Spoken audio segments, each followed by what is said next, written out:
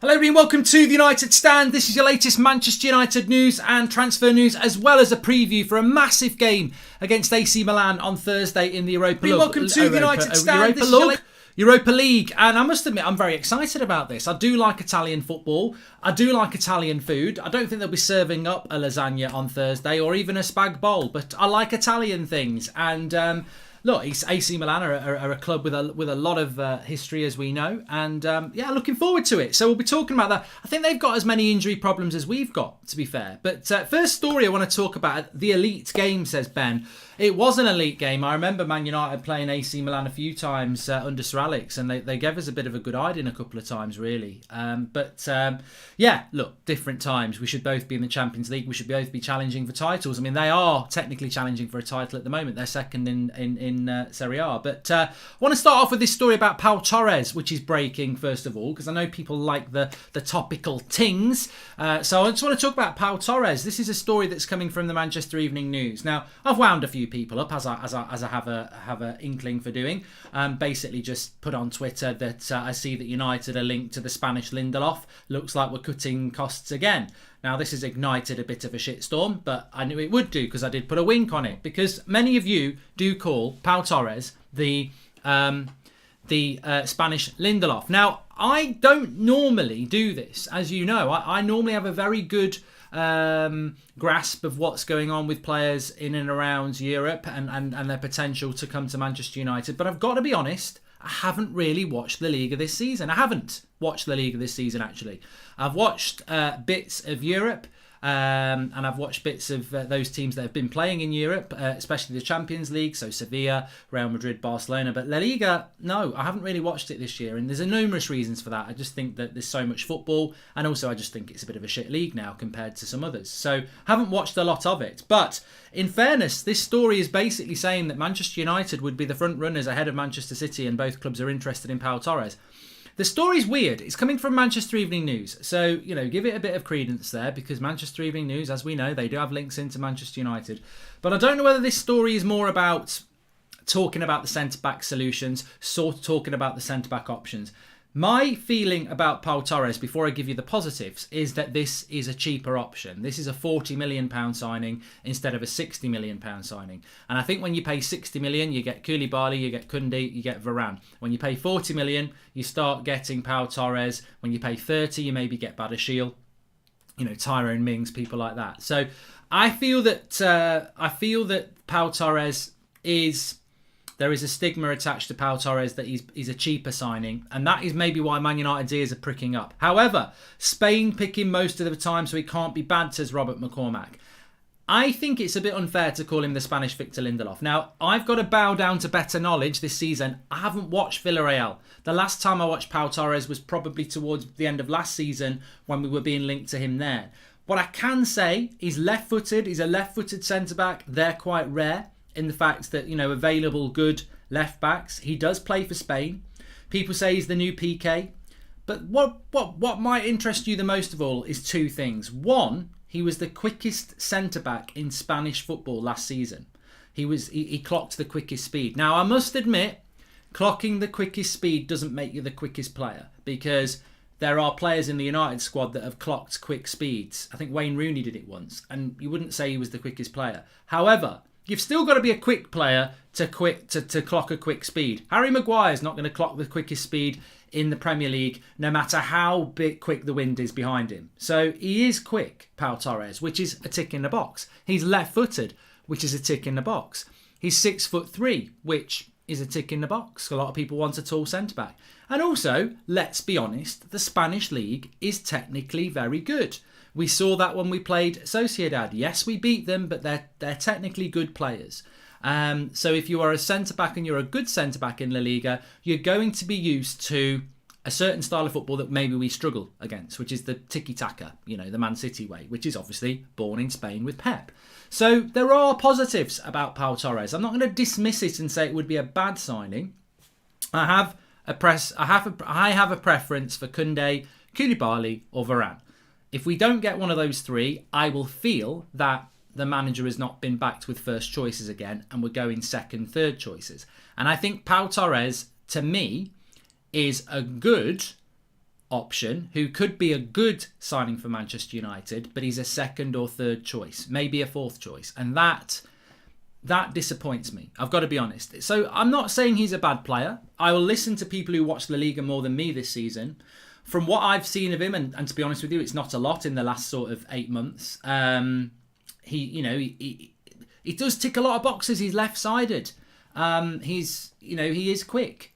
He is good on the ball. So what is there not to say that he doesn't suit Manchester United? I agree on that. But I just feel that he's not the calibre of centre-back that we need. And also, what I would say, what would worry me about Pau Torres, and I've said this before, is he a centre-back that is going to bench Lindelof straight away? Or is he a centre-back that will spend money on like Van der Beek and then will still be picking Maguire and Lindelof? I think if you buy Varane, if you buy Koundé, if you buy Koulibaly, one of those centre-backs is getting dropped straight away. If you buy Pau Torres, is it the whole, he's not ready yet, he's doing well in training, he's working hard, and that worries me a little bit as well. But we'll have to just see where it goes. I do think that price will be the factor if we go for Torres, though, because he is cheaper. What do you think about Alessandro Bastoni, Mark? Left-footed centre-back, 21 years old, says Bradley. And I'm... Career mode is back at 3:40 today. It's actually open, the live comments already. Rice would cost 90 million as they have Champions League next year, says Barky. I don't know what you're talking about, mate. They won't have Champions League football next year, West Ham. Centre defensive midfielder and right winger needed, says Ethan. Torres has got a great passing range as well, says Mike Sharp. Yeah, and maybe that's why he gets called the new Lindelof. But maybe we can come back to that because we have got an AC Milan preview to discuss. As we know, Marcus Rashford should not be playing in this game. So I've just done a quick team of what I think it could be. I mean, De Gea could be back. I don't think he will be, but De Gea could be back. So I think it will be Henderson. Eric Bailly has to come in. Lindelof admitted last week he's still got a problem with his back. It would be stupidity to pick Lindelof and Maguire and then pick them again against West Ham, having played against Man City. So Eric Bailly comes in. And the same at left back. Luke Shaw was nearly not playing against Man City, so why would you not give him a game off when you've got someone of the calibre of Telles? So Telles comes in, Eric Bailly comes in, pick Wan-Bissaka and pick Maguire. Henderson obviously in goal. Matic comes in for Fred. Again, why would you not freshen it up? Fred's not playing particularly well at the moment. Play Matic in a game like this. It's an Italian opposition as well, so they're a little bit slower anyway. So Matic might suit this game. I think McTominay's going to have to play. Pogba won't be back. Van der Beek won't get played there and probably won't be back. And then, the same reason, Bruno's going to have to play as well.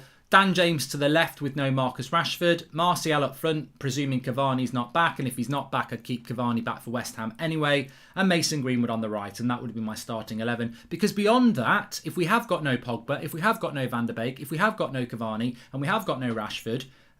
with basically you're talking about starting Diallo or Shoretire. That's what you're talking about doing. There is nothing else. Juan Mata's still injured, so we are down to the bare bones in the attacking positions. I really wish Van der Beek was back because he would get some game time. It's just so ironic that he never gets game time, and then the one time when he probably would have got game time because of an injury crisis, he'll probably be back after Pogba now. So it's a bit of a shame with Van der Beek, but that's the team I would pick. Now AC Milan, just to give you a little bit of info on AC Milan, they've got players I really like their midfield two, their midfield pivot, Kessie and Tonali. Now, I'm not going to say they're better than our midfield pivot, although they are, because I don't like our midfield pivot. I don't think it's particularly good.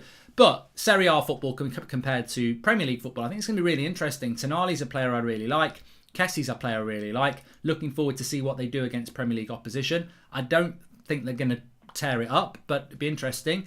Obviously, they've got Tomori playing at centre-back, but they have got injury problems, and I can't find out what those injury problems actually are. I'm not sure if Kalinoglu's fit. I don't think Rebic is fit. We think Zlatan will miss both games. Hernandez at left-back, I think, might be injured as well. So they've probably got 3 or 4 key players missing for this game. AC Milan. Obviously, Donnarumma in goal's a good goalkeeper. Dalot won't play because he's on loan, or I don't think they'd pick him anyway, even if they could. So they're a good team, AC Milan, but I'm expecting, over 2 legs, I'm expecting Manchester United to have no problems. I think the strength of the Premier League will be the problem here. I'm speaking like the Emperor. Your friends will find that the Death Star is fully operational. But no, I think that they will find the power of the Premier League too much. I've watched Serie A for years and years and years and years. But I have said in recent years, it's slow. It's slow compared to the Premier League. And I would always back a Premier League club. I would, even against Juventus, I would back Manchester United, I would back Spurs, I would back Arsenal, Chelsea, Man City and Liverpool. I think we should beat any Serie A side. Now, look, I'm not saying it's a foregone conclusion, far from it, but I expect Manchester United to win. This is a home game. It's on Thursday night at 5 to 6. You know you're in Europa League when you're playing at 5 to 6 on a Thursday night. So it's home first, away second. I've never really been too fussed about that. I actually think I'd rather be at home second leg, but to be honest with you, I think you just got to go and win the game, both games, and I think we're more than capable of doing that. I don't think doing a Super League is sustainable because teams will be relegated and the league will mess up. Do Newcastle, it will be for longevity, says Luke. Well, you'll find you might be quite happy, Luke, when you check it out on That's Football. So my score prediction for this game, I'm going to say Manchester United will win this leg 2-0. I know we've got a lot of players out. I actually think we can afford to have those players out at the moment. I still think we'll beat AC Milan. They've got injury problems themselves. They are second in La Liga, but not La Liga, in Serie A. But they could be, I think if Juventus win their game in hand, they're a point behind them. Roma aren't too far away as well. I don't think AC Milan are a team that's going to go and score 3 or 4 goals against us either. A lot of their games you get in 1-1, 2-1, 1-0. So I don't see them being a massive goal threat. I think they'll be competitive, but I think we'll have too much. I think we'll be too powerful for them. I don't necessarily think we'll be too skillful for them, but I think we'll be too powerful, too fit, too quick for them, and I think we will beat them. And I think Dan James will I think Dan James will cause them problems. I think the speed of our game will cause them problems on Thursday night. So that's what I'm thinking. Delit to United, says Abderrahim. No. Mark looked confident. Milan's still a strong side, though. No, Shavit, look, I respect Italian football and I like Italian football, but I'm telling you now, Italian football can't hold a torch to the big hitters in Premier League. This is why Juventus can't win the Champions League.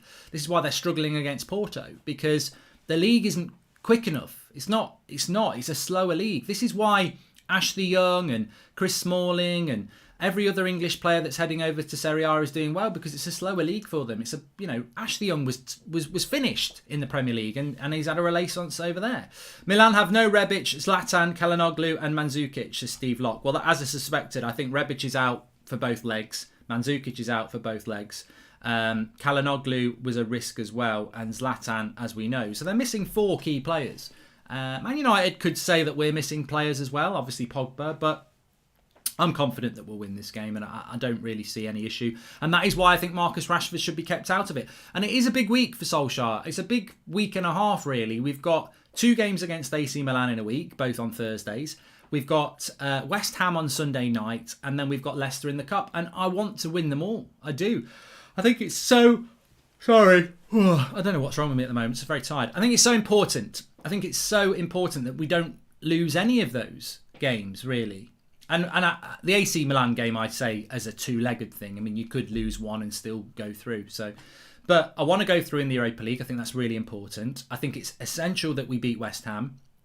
And I want to beat Leicester in the Cup, because if Manchester City are going to win this fake treble, then they're going to have to win the FA Cup. Well, we're in the FA Cup, so we can't go out to Leicester. We've got to knock Leicester out. So massive 4 games in just over a week and a half, and I want to win them all. And therefore, I think Ollie's got to be very clever with his squad.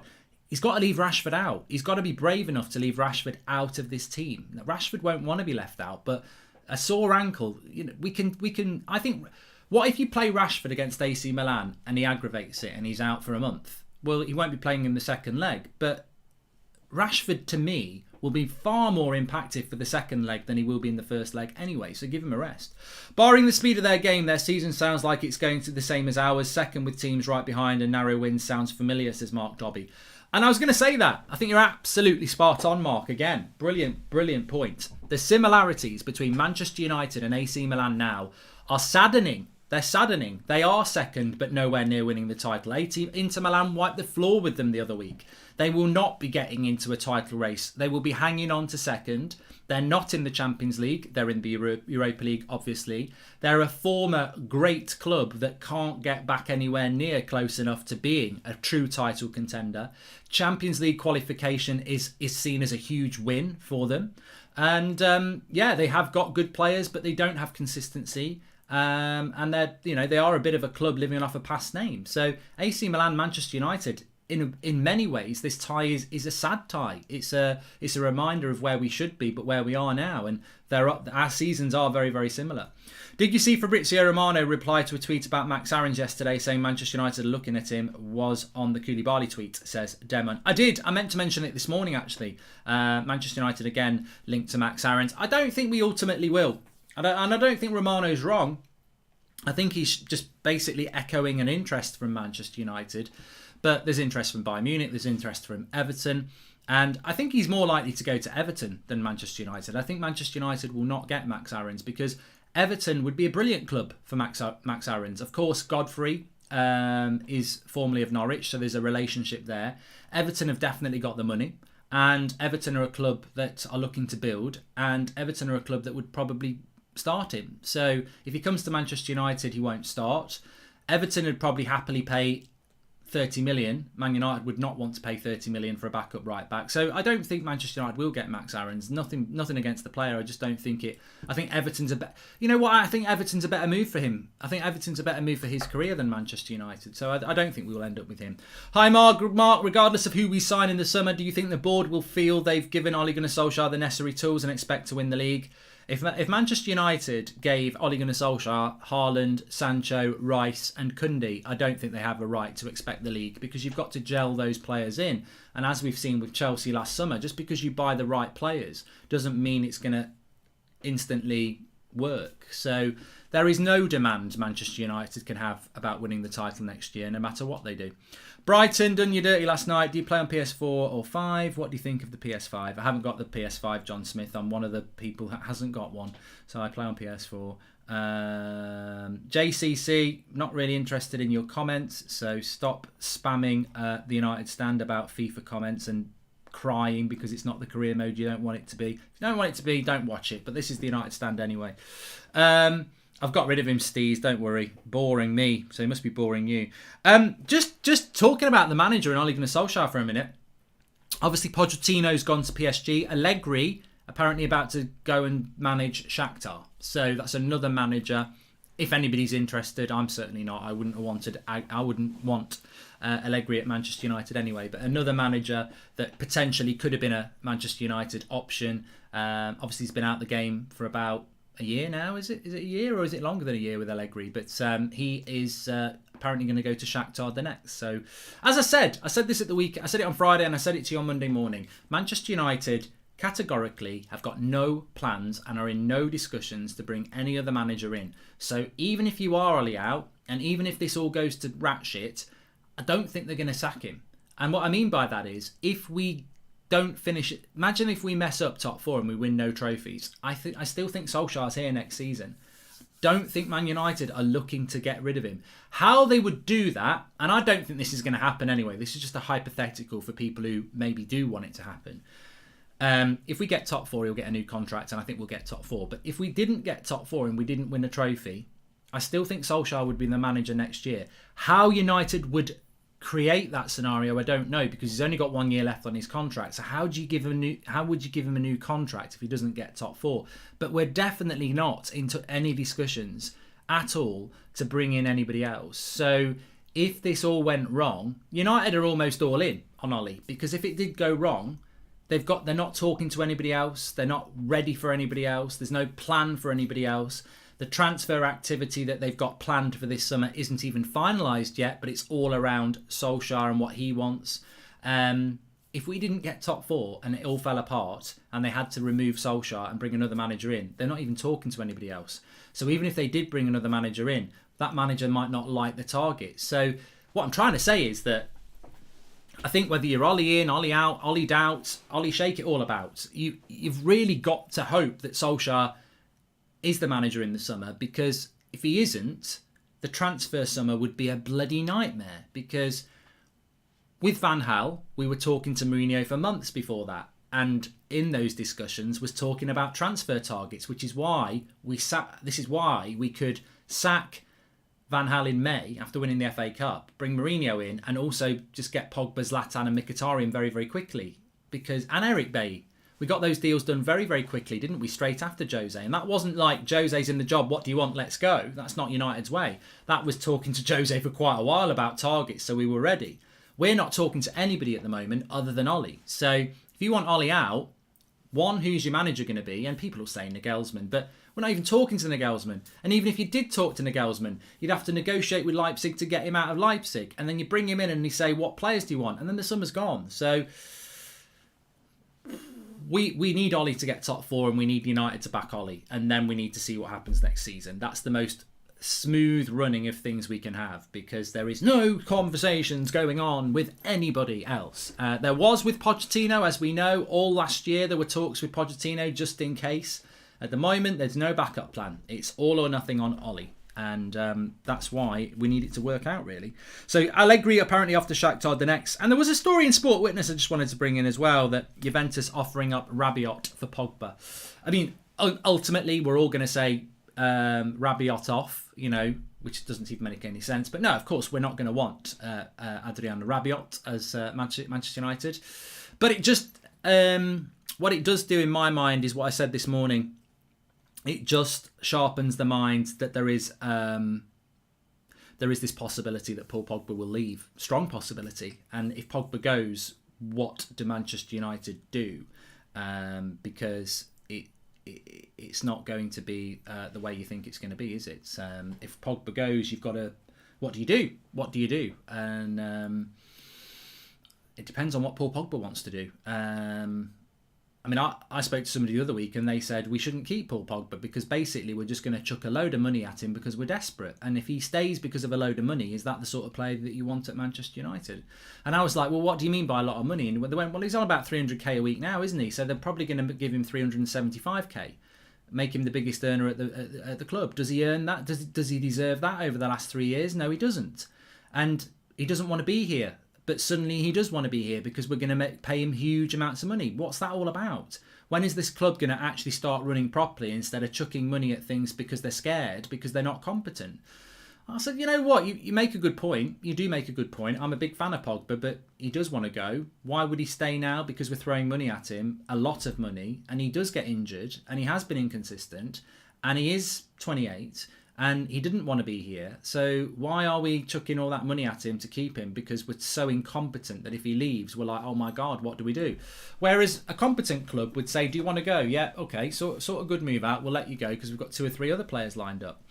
Rob says, congratulations on 1 million subs. If you had to pick one cup to progress in, which would you go for? The Europa or the FA? I don't like the word progress, to be honest with you. I don't like the word progress. If you're offering me which cup I would win, this is going to stun people. This is going to surprise people. If you offered me, I can only win one of these, but we do win one, FA Cup or Europa League, what would you go for? I'm going for the FA Cup because I want to stop Manchester City winning the treble. And it's as simple as that. The Europa League is more prestigious and it's a great... It's not great, it's a good trophy to win. I enjoyed winning it under Jose, but I would choose the FA Cup because I want to stop Manchester City winning the treble, because the treble is the most prestigious thing in British football and it's ours, and it would be a farce if Man City were to win it when there's no fans in the ground, because that's not a treble for me. That's a bloody joke. You know, one of the biggest challenges of winning a treble is going to everybody's away ground and actually having to win there in, difficult circumstances. It's not playing a training ground in an empty stadium. So I would choose the FA Cup over the Europa League to stop Man City, yeah. I just don't want Man City to win the treble. No, I don't. It would be a fake treble anyway. Yep, Travis, get it trending. It's a fake treble. It definitely is a fake treble. So yeah, I would take the FA Cup over the Europa League because of the circumstances. Normally I'd probably say the Europa League, but in these circumstances I would say the FA Cup.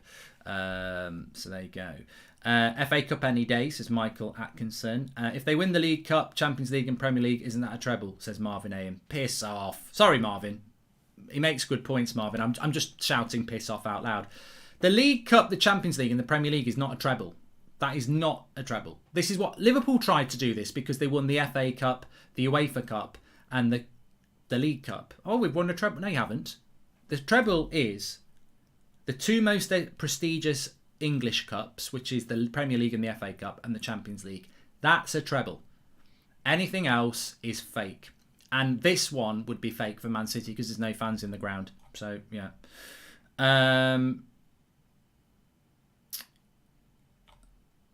Milan barely got through against Red Star Belgrade, says Nicola. I think we're strong favourites, yes. Mark, the point I made yesterday, says Ben Anderson, if 2 sides outside the top 4 win the Champions League and Europa League, then 4th isn't good enough, as only 5 teams can qualify for the Champions League. Top 3 is a must.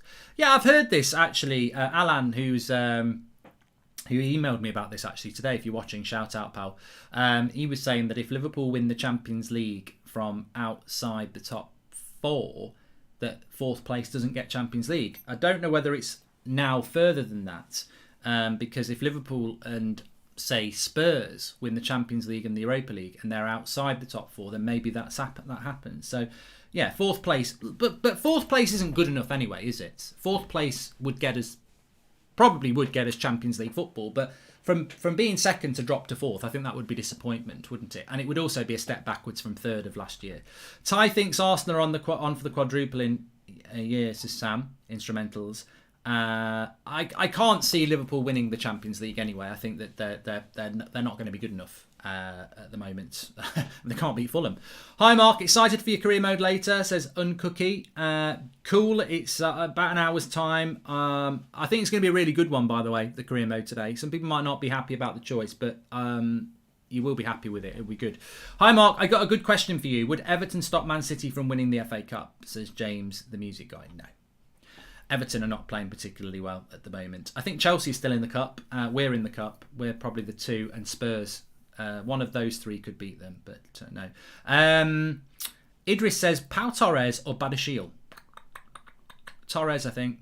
Yeah, I do like Badashil, but I think Torres is probably more advanced and less of a risk. But I've changed my opinion on this. Please smash a like on the video, by the way. I've changed my opinion on this because I'm not really happy with Torres. I'm not really happy with Badashil. I'm certainly not happy with Tyrone Mings or Ben White. I think there's enough quality centre-backs out there. As I said this morning, my 3 targets are Koundé, Varane and Koulibaly. If we get Pau Torres, is that not 4th choice? Because those 3 are available. And you're telling me Ole Gunnar Solskjaer wants a centre-back and he's not said I want Koundé, Varane, Koulibaly. They're my top 3 choices.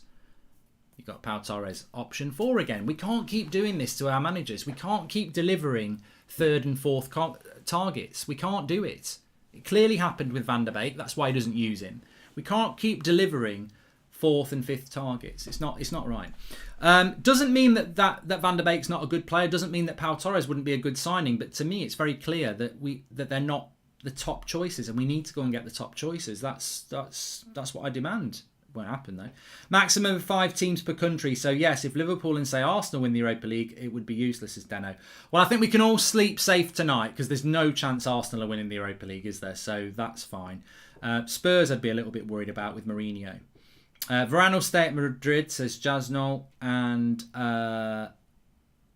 Pau Torres will not go to City, already have a lot of centre-backs. Yeah, I don't think City are in the race for any centre-backs. I think the clubs in England that are looking at centre-backs are Liverpool, but they could be in the Europa League next year. Chelsea, they'll be looking at another centre-back as well. And Manchester United, I think we're the 3 big clubs looking for centre-backs. And then on the continent, I think PSG are looking for one. Bayern Munich have got Upamecano now, they might go for another one. So, there's competition. Hi Mark, have you ever been to Wales? Says Carl Boardman. I've had many a happy time in Wales. I've been to Wales loads. Used to go to a little farm in Rhayader, which is in Powys, not too far from Aberystwyth, where all the dams are. Wales and all the dams, they're epic, those dams, they really are. Used to go there every summer with primary school, and we used to camp at this farm at the bottom of a mountain called Gwstedyn. You've set me off about Wales now, so I love Wales. It's lovely. And then when I used to go to Ireland, used to get the train to Holyhead, and actually I had a night over there in Holyhead. So yeah, I have got good connections with Wales. Yeah, the country, not the mammals that live in the sea. I actually find whales that live in the sea quite intimidating. I know they wouldn't eat you, but you know when you see them boats and them big massive whales in the water, I wouldn't bloody get in. No way. They're too big and intimidating. I'd rather fight a polar bear. Will we pass Milan easily? It's obvious, says Sub-Zero.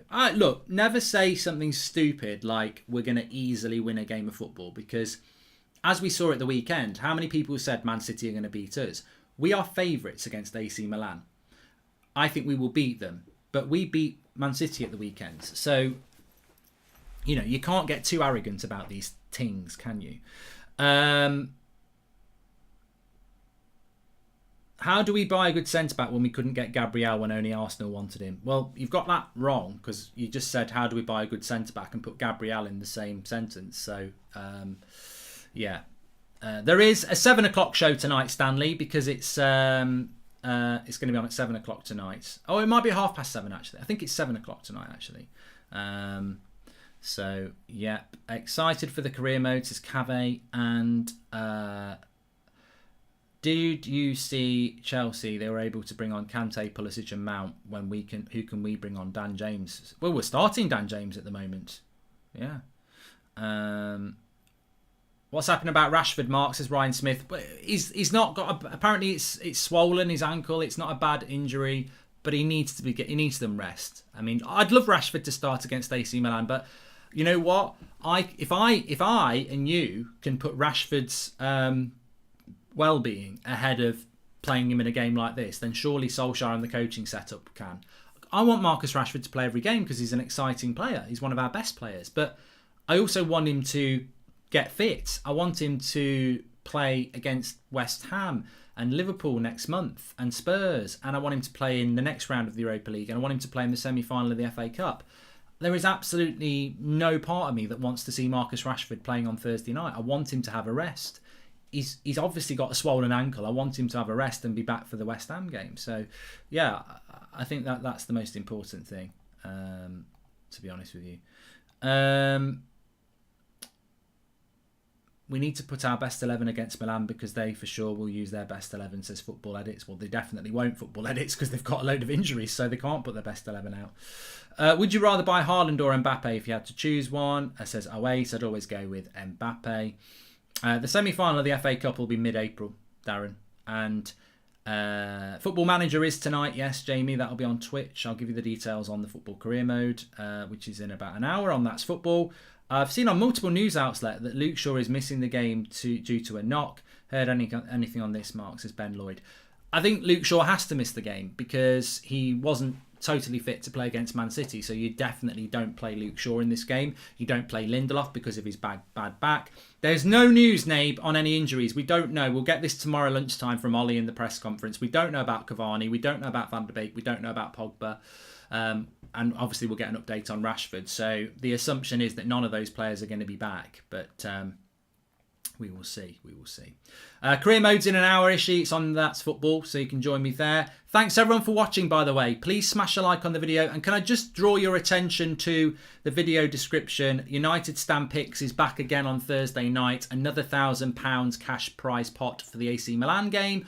12 questions, all to do with questions within the game. It's free to enter, but you must be over 18 because we are giving away cash prizes. Terms and conditions are in the video description as always. Please play responsibly. If you have downloaded it, you may as well play it because it's good fun and it's also an opportunity to win. If you haven't downloaded it, links in the video description. Like I say, get involved. £1,000 cash prize pot for the AC Milan game on Thursday. Thanks everyone for watching. I'll speak to you soon. Have a good afternoon, morning or evening, wherever you are.